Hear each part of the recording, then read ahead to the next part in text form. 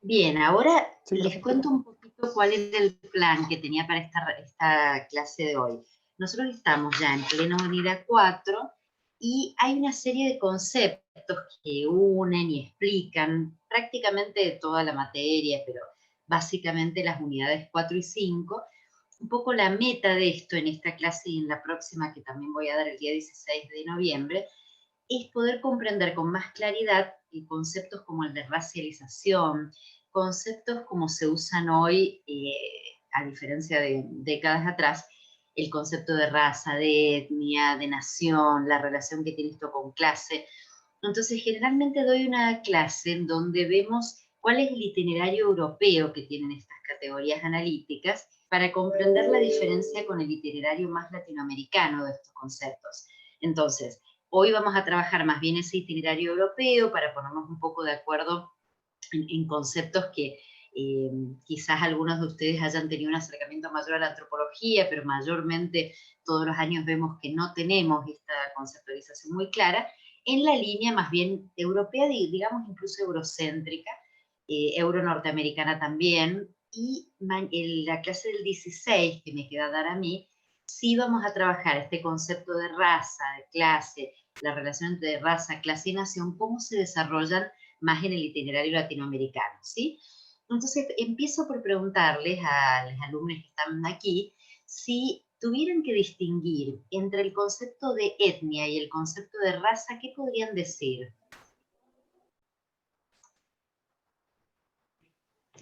Para Primero que mí, nada, que el tiene concepto de relación con la raza está como en cultura. desuso prácticamente. Perdón, ¿Álvaro hablaba? No. Yo Sí, también estaba perdón, me hablando. colé yo primero. Ah, bueno, entonces Mariana estaba primero. Sí, Sí, sí, que hable Mariana primero, no hay problema. bueno, gracias Álvaro. No, que yo relaciono el concepto de etnia quizás también con el tema de la cultura, de una cosmovisión del mundo centrada en una cultura que comparten. Y raza, Perfecto. por otro lado, iría. Perfecto. En general es una idea vinculada con la cultura y no con la raza, ¿querés decir? Sí, exacto. Y Yo, Álvaro, ¿qué por vas a ejemplo, decir? para mí la etnia, o sea, en la misma línea que acá que la compañera, pero la etnia también tiene que ver con toda una herencia, con toda una cuestión de prácticas, de conocimientos que se van acervando con el tiempo en una cultura y que se comparten en tradiciones, en ritos, de múltiples maneras, y raza es más bien como, curiosamente, un término un poco racista, bastante en desuso en la actualidad. Bien, yo Y creo que... que, Sí, Sí, perdón. también con el tema de la etnia, el hecho de la autopercepción, que no es algo que se supone es tan visible como lo solía ser el concepto de raza, que también como Álvaro creo que ya hoy en día está en desuso, por lo difícil que es realmente de forma biológica decir tal persona es de... y que por ahí lo que distingue al término de raza es que precisamente lo que pretende es hacer una distinción dentro de una especie, por decirlo de alguna manera. El término raza, decís, Romina. Claro. Uh-huh. Bueno, han salido todas las cosas que nos hacen falta. Por empezar, ustedes mismos lo están viendo, el término etnia viene como a intentar reemplazar el término de raza que tiene una connotación más racista, dicen ustedes, ¿no? Y por eso es tan interesante ver un poquito la historia también, porque yo les voy a complejizar un poco el panorama diciendo, bueno, ¿por qué entonces Aníbal Quijano nos va a hablar de racialización? Si el concepto de raza tiene estas connotaciones, ¿no?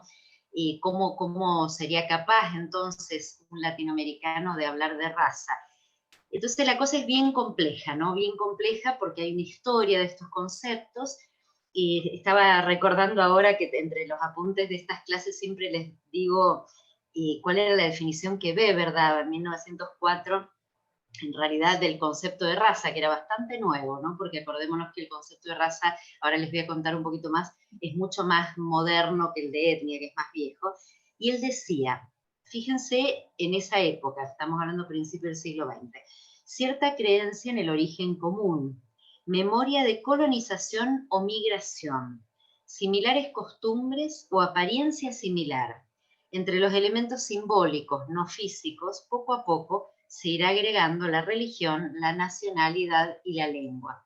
Y ustedes dirán, qué lío, porque ese es el concepto de raza, ¿no? Qué lío. Claro, porque, y por eso me parece interesante, yo en general uso el pizarrón, así que solamente he puesto acá para que ustedes relacionen algunas cosas que les va a permitir hacer un poco de historia de estos conceptos en las nociones europeas. Por empezar, el origen griego de la palabra etnia es etnos, ¿y qué significa? Significa pueblos, y la interpretación de los últimos, vamos a decir, 200 años, desde el momento que se empiezan a formar los Estados-nación europeos, la interpretación era que esas etnias eran pueblos o naciones bárbaros. ¿Qué quiere decir esto? Que se oponía al concepto de nación, que ya comienza, ustedes saben, a mitad del siglo XVIII, a aparecer como proyecto, digamos, en estos estados-nación que se empiezan a crear en Europa, y la idea de nación empieza a oponerse al etnos, que serían estas etnias bárbaras, sometidas, colonizadas, que estos mismos países tenían dentro de los imperios que funcionaban hasta ese momento, ¿no? O de los imperios que se querían poner en funcionamiento. Ahora, el concepto entonces de etnia es un concepto antiguo que tenía más referencia con esos pueblos que, desde el punto de vista bien eurocéntrico, y la antropología lo ha trabajado muy bien, eran pueblos primitivos, ¿sí? Primitivos frente a los pueblos europeos o pueblos que dirigían este tipo de imperios de esa época. Ahora, ¿cuál es la complicación acá? La primera complicación la trae el concepto de nación. ¿Por qué? Porque al momento en que se van formando estos estados-nación, surge la idea de nacionalidad, la idea de los nacionalismos, pero sobre todo de una nación en su diferenciación con el Estado. Ahora vamos a ver qué piensan ustedes si yo les pregunto, ¿hay una diferencia entre nación y Estado? Y a ver qué me pueden decir.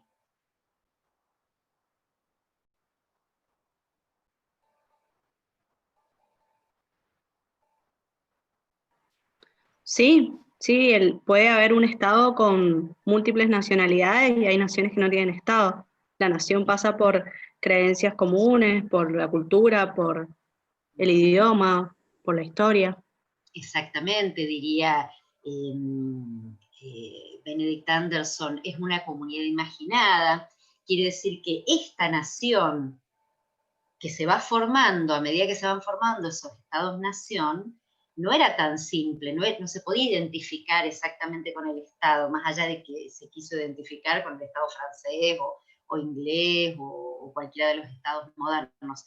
Pero en verdad, todo el proceso que nosotros conocemos con el Diario del Lunes nos hace ver que la idea de nación es una idea que tiene mucho más que ver también con tradiciones, como decía Weber, en esa definición más de raza, que tenía que ver más con las memorias de colonización, con las costumbres.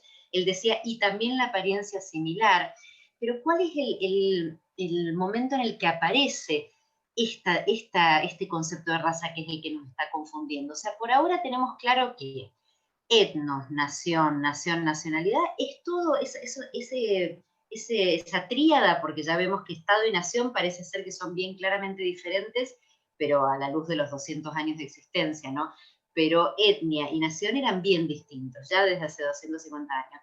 Ahora, en esta tríada de etnos, nación, nacionalismo, nación o Estado, surge ahí una cosa que está generando aquí un poco el problema conceptual, y que es la noción de raza. O sea, hasta el año en que Weber escribe esto, durante todo el siglo XIX, la idea de raza es la que viene a reemplazar este concepto de nación vinculado a la idea de una comunidad imaginada, a la idea de esta tradición común, a lo que ustedes hoy están vinculando con la noción de etnia.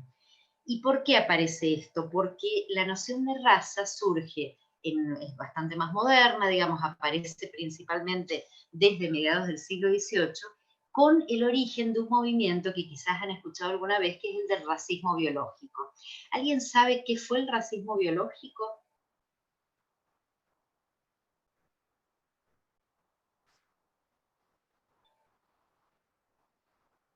¿Qué trasfondo tiene la idea de raza bajo esta corriente del racismo biológico, que es cuando precisamente comienza a utilizarse esta terminología?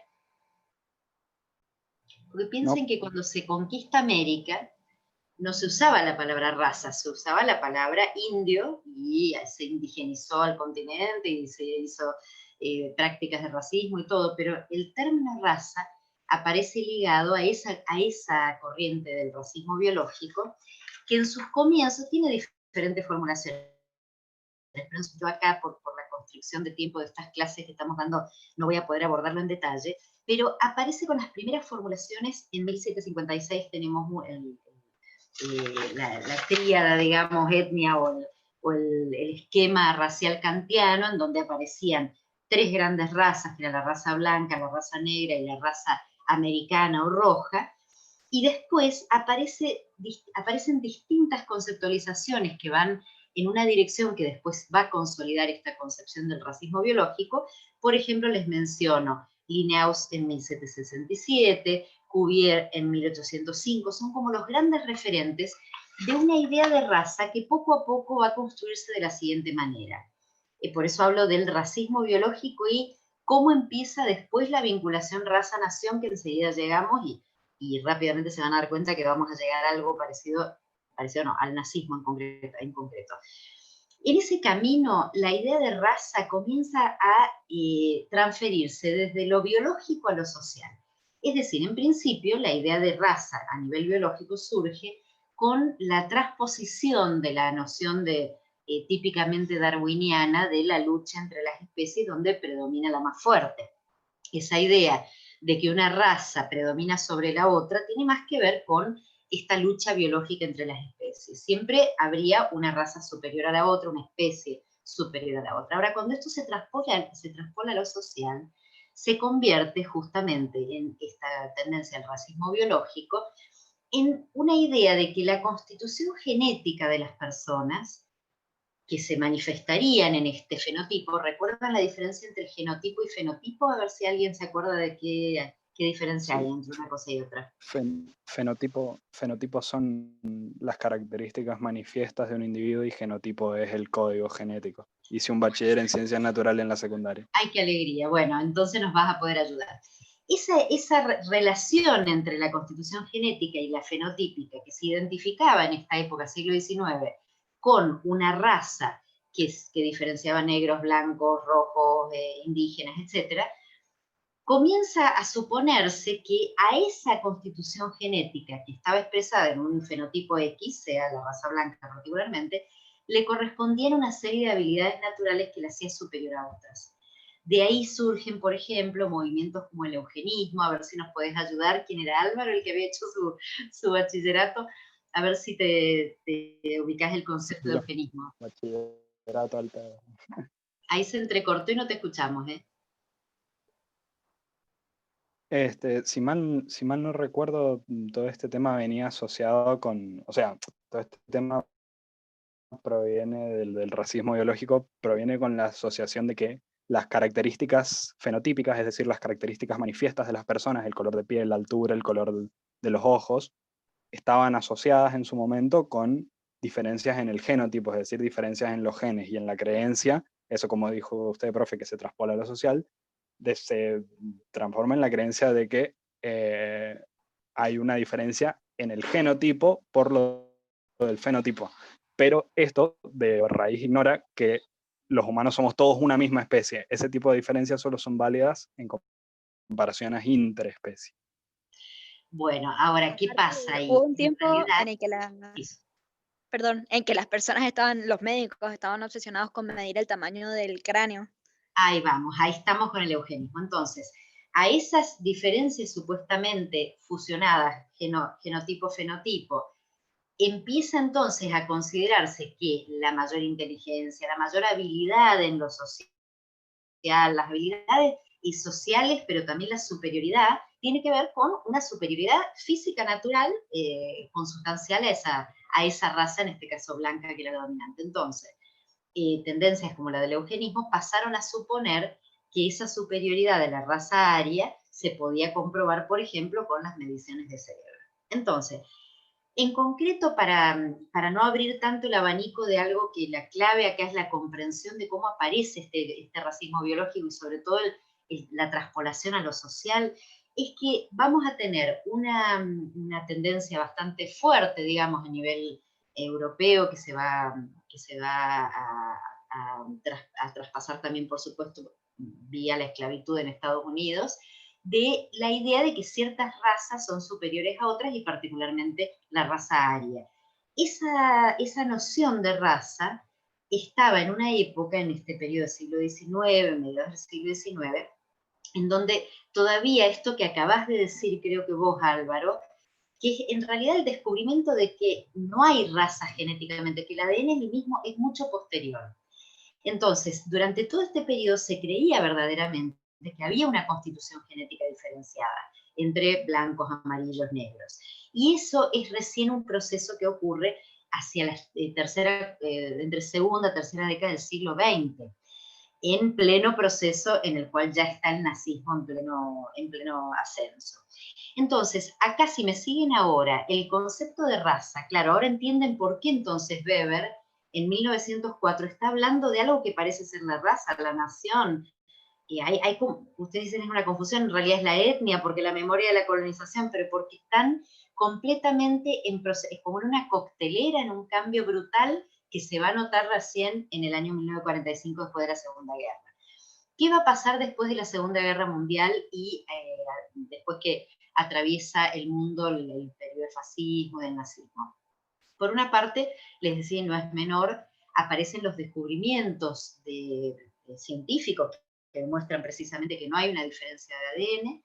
Por el otro lado, hay toda una movida dentro de los organismos internacionales que surgen de la Segunda Guerra Mundial, cumple un papel fundamental en los años 50, digamos, desde el año 52, la UNESCO con un comité que crea un comité de expertos para poder definir el concepto de raza, en donde la discusión ya es otra, porque es una discusión post-holocausto, post-utilización del concepto de raza para el dominio y para la exterminación.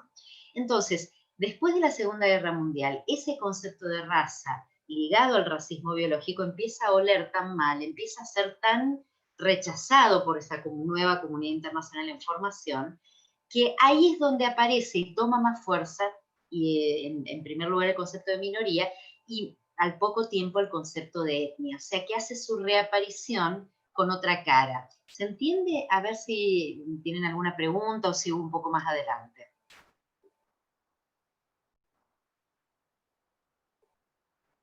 ¿Se entiende, profe? Bien, entonces, después de la Segunda Guerra Mundial y todo este proceso de los años 50, y está bastante vinculado también a Estados Unidos, aquí el tema del racismo, aparece una batalla, es como si hubiera un consenso cada vez mayor internacional, y sobre todo llevado adelante por los aliados, los triunfantes, ¿no es cierto?, de la Segunda Guerra, como parte un poco de toda esta lucha contra el principal vencido aquí, que es Alemania, en contra del racismo y en contra del término raza. O sea, el término raza no se puede utilizar porque si no hay diferencias genéticas, el solo hecho de utilizarlo implica entonces compartir el proceso de la eugenesia o de cualquier forma de exterminación con argumentos racistas, etcétera, etcétera.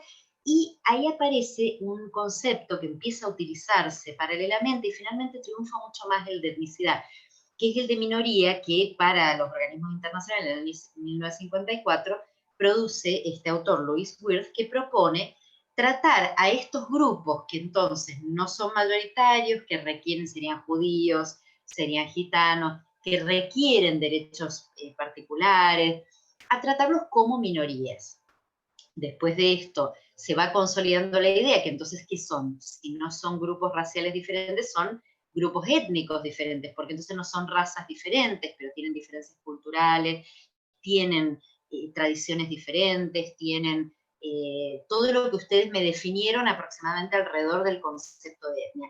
Entonces, ¿se entiende por qué el concepto de etnos, que eran aquellos pueblos bárbaros, aquellas naciones bárbaras, hacia los años 60, a nivel internacional comienzan a ser etnias y comienza a aparecer la idea de que son minorías, ¿no? Ahora, el problema acá es que en Estados Unidos ese concepto de etnia o de etnicidad no podía esconder un fenómeno interno de racismo brutal que tenían con la comunidad negra y que generó bastante después del fin de la Segunda Guerra Mundial a partir de los años 60, pero especialmente desde el año 60, que es el 59, cuando triunfa Kennedy y implosiona todo este movimiento por los derechos civiles en Estados Unidos, comienza este movimiento a generar lo que vamos a denominar una especie o a conceptualizarlo como la etnicidad que encarnan los movimientos sociales. O sea, esta idea, esta lucha contra el racismo, encarna en los movimientos sociales y ahí comienza a haber como una nueva coctelera. ¿Cuál es esta coctelera? Ya no es la lucha en contra de la exterminación o del holocausto judío, es la lucha en contra de la discriminación y del racismo contra la comunidad negra, que también tiene un reflejo en el apartheid sudafricano, pero que por parte de los organismos internacionales, y especialmente en UNESCO, Estados Unidos se convirtió en un objeto. Recuerden las disputas internacionales que yo les expliqué para la unidad 2. Acá había una disputa internacional entre imperios de lo universal o imperialismos de lo universal, Estados Unidos y Francia, sobre todo Francia más a la vanguardia del mundo cultural, Estados Unidos más del mundo económico, pero en plena Guerra Fría Estados Unidos era el gran líder internacional de toda la disputa político-militar, económico-militar, pero Francia era un líder mundial a nivel cultural. Entonces, en la UNESCO, esta batalla en contra del racismo en Estados Unidos y en Sudáfrica fue muy importante. América Latina, que tenía una presencia muy importante en UNESCO, también formó parte de esta lucha, en particular con la participación de Brasil, donde en Brasil se suponía que había la supuestamente llamada democracia racial, porque no existía supuestamente el racismo. Entonces, una época donde la etnicidad, el concepto de etnia, y acá viene lo que después va a ser la línea más latinoamericana, de algún modo parecía que venía con su afán antirracista a tapar el racismo existente, ¿se entiende? O sea, en los movimientos comienza a aparecer un planteo más radical por el cual se empieza a reivindicar nuevamente la noción de raza.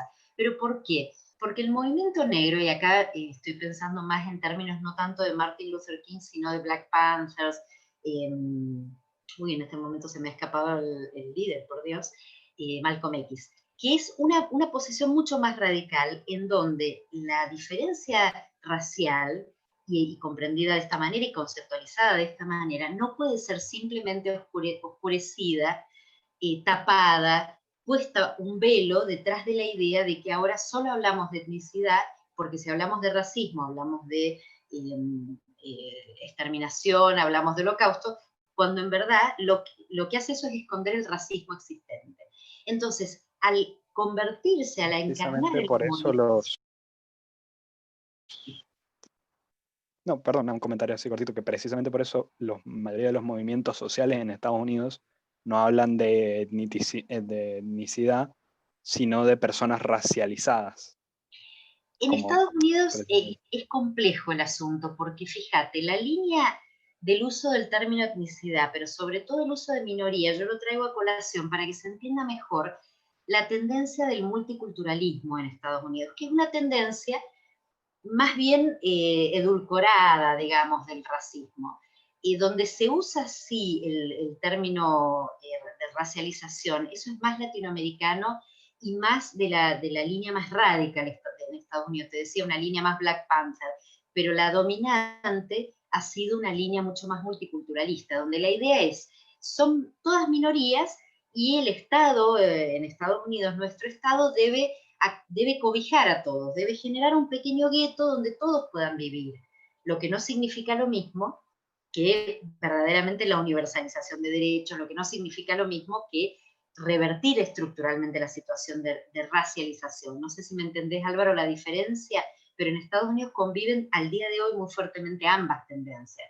Por ejemplo, llamar Afro-American, estamos de acuerdo, es muy polite, es lo que se ha usado en general. Ahora, en el movimiento negro hubo todo un periodo de reivindicación del término negro, y esto pasó en América Latina también. ¿Por qué? Porque la idea es, si el racismo, o sea, si hemos sido racializados, ¿no? Y la racialización fue utilizar el término nigger para significarnos negros en un sentido de explotación, de minoridad no en el sentido de minorías, ¿no? Sino de aplastamiento, de subalternidad. pues lo vamos a reivindicar como un modo de desalienación de una identidad negativa. ¿Estoy complejizando demasiado o se va entendiendo? A ver.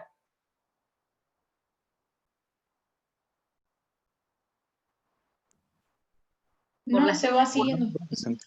Por las dudas vuelvo atrás en este punto, o sea, la noción de etnia viene en un momento, año 45 todavía no, entra la noción de minoría, pero empiezan en esa coctelera etnia-minoría a ser como el consenso internacional de una terminología que comienza a reemplazar esa idea, el tufillo horrendo de la idea de raza vinculada al Holocausto. Ahora, ¿qué pasó? Los movimientos desde los 60s y 70s empiezan a decir, bueno, pero ¿qué pasó? Acá eliminamos la noción de raza y no hay más racismo. No, señor. Acá lo que tenemos es un movimiento que va demostrando, encarnando esa intensidad del movimiento, que el racismo sigue existiendo y que acá no se está buscando una transformación simplemente de asignación de un derecho nuevo a una minoría a la cual hay que conformar con un pequeño lugar. Entonces aquí aparece en Estados Unidos esta noción que les voy a comentar para que se entienda más los conceptos más radicales, que es la noción de barrera de casta, porque ahora me gustaría traer a colación el concepto y el enfoque de clase, que siempre conlleva las posiciones más radicales, incluso la de Black Panthers, la de Malcolm X. ¿Cuál es el concepto de barrera de casta? Y esto es lo que nos va a traer mucho más la atención a la línea latinoamericana de estos conceptos. Ahora fíjense si estamos compartiendo la segunda hoja, porque yo creo que tengo que dejar de compartir. ¿Cambió o estamos en la misma? No, Fer, creo que vas a tener que dejar de compartir y volver a compartir. Hay que dejar y volver a compartir. Bueno, profe, muy relacionado a esto, o sea, como para traerlo un poco más también a la actualidad, sobre esto que estábamos hablando de la resignificación y de toda la terminología, a día de hoy hay como sectores, como por así decirlo, de pensamiento más radical en Estados Unidos con respecto a esto, que están incluso, como por así decirlo, yendo en contra, protestando el término African American o afroamericano, porque dicen que de cierta manera decir afroamericano es una manera de esconder que en el fondo siguen sin considerarlos americanos, o sea, porque primero son afro, primero son italo, primero son asiático-americano. Exacto, Álvaro, pero además es un modo de esconder la negritud. Entonces, hay un movimiento más radical, más que viene de esa línea de Black Panthers, en la cual ¿alguien recuerda, por ejemplo, discursos de Martin Luther King, de los más radicales, donde Martin Luther King o Malcolm X, donde explicaba por qué la idea de lo negro siempre era lo oscuro, lo negativo? Bueno, la diferencia por ahí entre Martin Luther King y Malcolm X estaba en que para Luther King había posibilidad de triunfar con un movimiento de derechos civiles y que los derechos civiles podían revertir la situación de los negros. Para Malcolm X era una situación tan estructural que necesariamente la tortilla debía darse vuelta. Era un planteamiento mucho más revolucionario y radical, y era mucho más, entre comillas, lo que Teresa San Román ha llamado el racismo antirracista. O sea, hay tendencias dentro de los movimientos en la negritud, también en el movimiento indígena, hay algunos sectores, pero esto es más típico del movimiento negro, primero donde de ninguna manera aceptarían llamarse de otro modo que no sea movimiento negro, en Brasil, por ejemplo. El afro-brasileño, la verdad que ha calado bastante poco, pero ahí sí me permito aclarar que el movimiento latinoamericano ha sido más radical y mucho más precursor en ese sentido. O sea, la noción de racialización se desarrolló mucho antes acá. En Estados Unidos el antecedente es Malcolm X, pero no sé si hay un trabajo sobre el concepto de racialización como sí lo hubo en América Latina.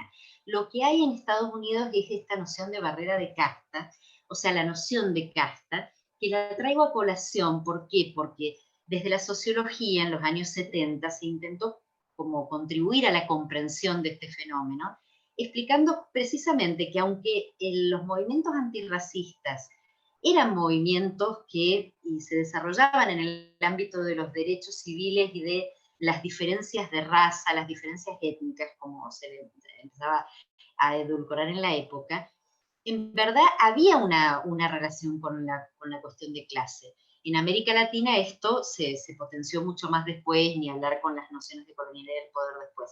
Pero ¿cuál era el estudio principal que que yo siempre les comento en el pizarrón, ahora está horrendo, bueno, lo he hecho medio primitivo acá, pero que es el planteamiento principal que apoya esta noción. La idea de que, si ustedes ven este pequeño dibujillo que yo les hago siempre en el pizarrón, imagínense ustedes que todas estas rayas representan, cada una de esas, una estratificación social. O sea, la raya de arriba es la clase alta, más alta, la que sigue menos alta, la que sigue más baja, va menos alta, hasta la última, que no sé si la ven clarito acá, pero es la clase más baja de esta sociedad. Esto a nivel de diferencias socioeconómicas, a nivel de clase de la perspectiva socioeconómica. Ahora, ¿qué pasa? El estudio del barrier caste, que es la barrera de casta, comienza a demostrar, y esto como cuestión histórica y empírica, esto no es una teoría ni una retórica, sino una demostración empírica, que al momento de hacer un análisis a través de un censo poblacional y relacionar la inscripción de raza con la inscripción de clase, en aquella época todavía no se hablaba de raza como autoascripción. Para quienes están más en debate, esperen un poquito que enseguida llego a la parte de la autoascripción. Pero acá, el negro que se consideraba negro, la negra que se consideraba negra, en Estados Unidos hay siempre la teoría, siempre ha predominado la teoría, de que una gota de negro lo convierte a la persona en negro, ¿sí? Y no una gota de blanco en blanco, porque esa es la diferencia con la noción de negro, mulato, de preto que hay en Brasil. Pero por la diferencia de los censos. En el censo en Estados Unidos se es negro o se es blanco, ¿sí? O se es indio, digamos, pero no hay miles de formas de mulato. Entonces, en esa época, a partir de esos censos binarios, este estudio del barrier caste demuestra que en las líneas más altas de las clases altas, ¿quiénes están? ¿Me pueden decir? O sea, ¿quiénes ocupan este sector? Los blancos. Y sigue siendo así al día de hoy. Entonces, toda esta gente, estas X son personas. Y yo podría seguir con las X. Ahí hay personas, hay miles, cientos de miles de millones, no sé, miles, cientos, todos estos. ¿Y qué pasa? Cuando vamos bajando, ¿cuántas personas hay entre los blancos pobres? Un hito. Bueno, no es un hito, hay pocos. Y si vamos a los negros, ¿cuántos negros tengo en este pequeño sectorcito de la clase alta? Fer, No. perdón que te interrumpa, está por terminar la clase de Zoom. Va a haber que salir y volver a Gracias, entrar. Marti. ¿Querés que salgamos? Sí, así no cortamos. ¿Salimos? Dale. Buenísimo.